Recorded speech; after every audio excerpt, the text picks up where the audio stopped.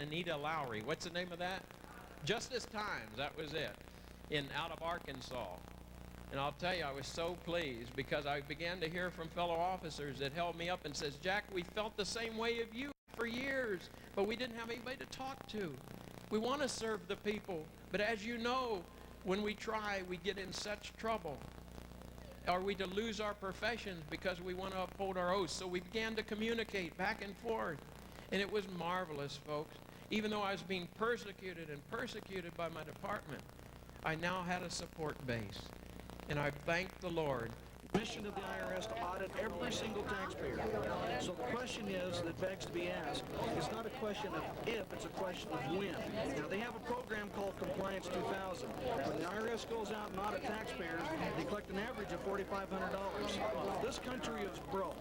The IRS works under the Uniform Commercial Code. They are the collection agency for the Federal Reserve, which is owned by private bankers. If you look on any endorsed check, you see that the check is endorsed, deposited in the Federal Reserve Bank, which is owned by private bankers. They don't collect money for the U.S. government.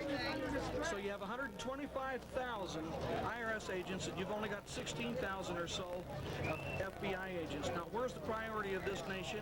That is to rob from the people, take from the haves, and give to the have-nots through entitlements.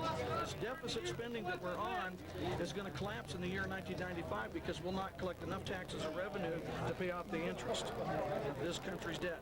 Our money does not go to pay off the debt. It only goes to the interest.